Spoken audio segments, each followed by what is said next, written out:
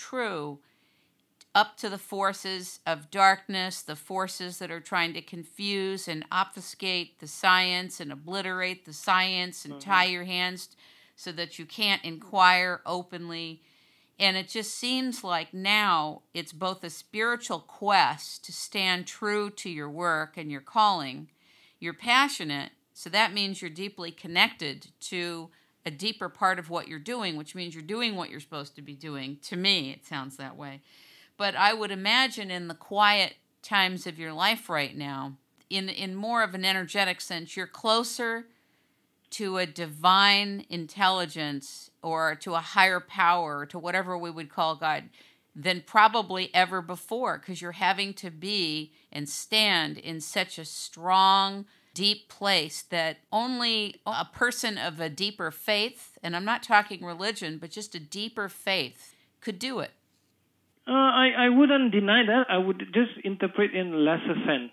As I try to tell you that I truly believe many of my fellow people that I admire, for example, physicists and mathematicians of all kinds, it's actually very strange. The one that come sort of very close to me, right? I can give you an example. David Legates, for example.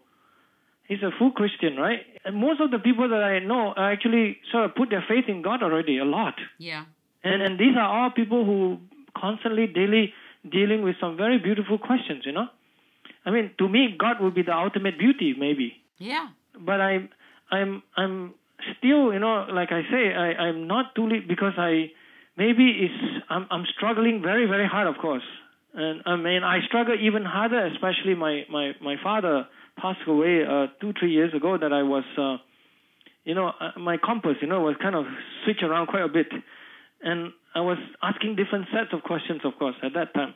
I would say I think less of that issue, by the way. I think less consciously about those issues.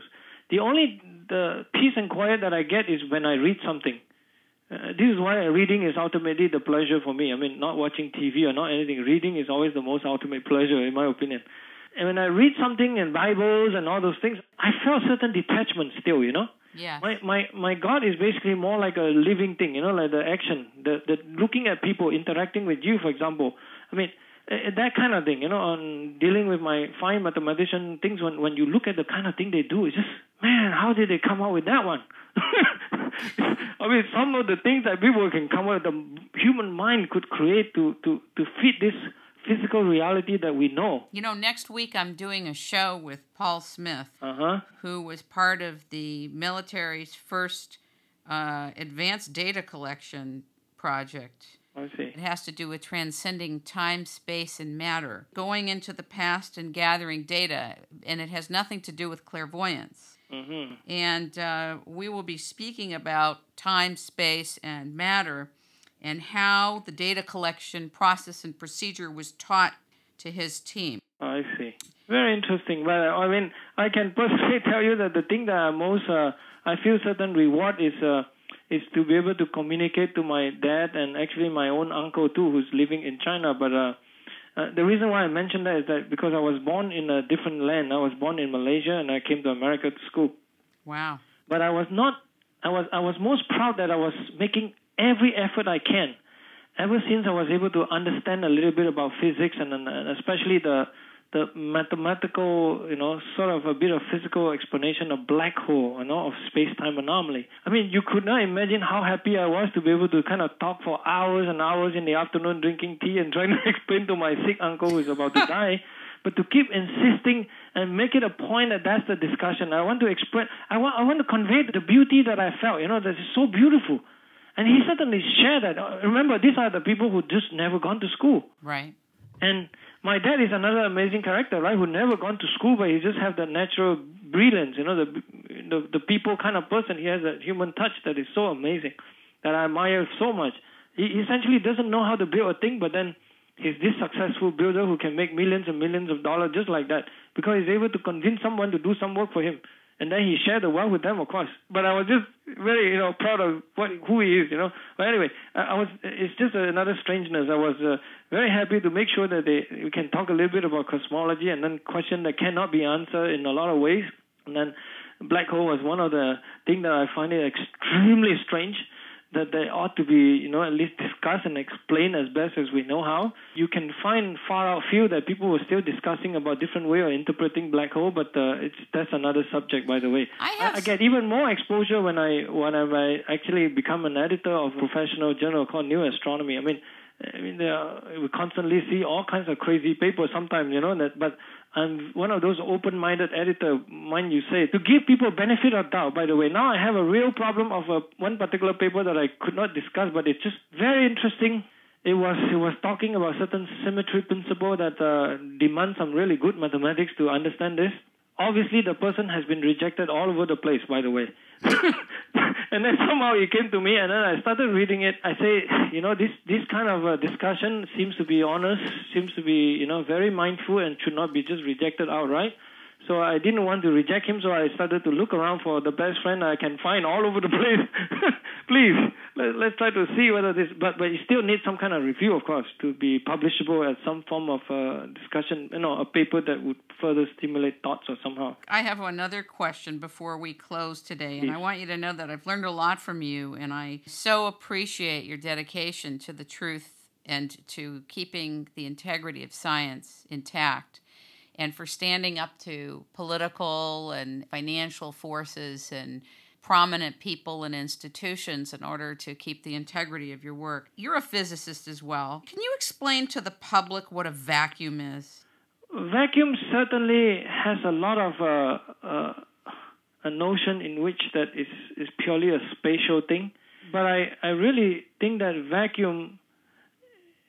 Well, first of all, let's just talk about what we know as a vacuum in a lab, for example, You just basically try to reduce the amount of stuff in it, in a sense that if you have a billion times of a number of molecules in this volume of air, you just want to reduce it to zero. That's it. The thing is actually filled by no physical entities or material in it.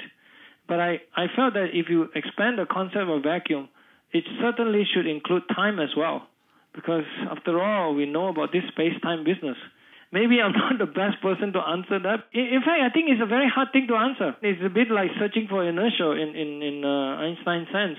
One could not find this frame because talking about vacuum in absolute sense, it doesn't exist that way. I think an entire show should be dedicated to communicating what can be known about what a vacuum is, because I have a feeling, I'm just going to say this to plant a seed, I have this notion that to the extent that people at an individual level can be part of understanding how to create a vacuum in their everyday circumstances in the solving of problems, which means to allow for empty space, to ask a question and then allow for empty space, not have to fill the question immediately, to hold the question and contain it, creates an energetic vacuum out of which the cosmos, so to speak, or information can flood in that's both intelligent and also in the natural world.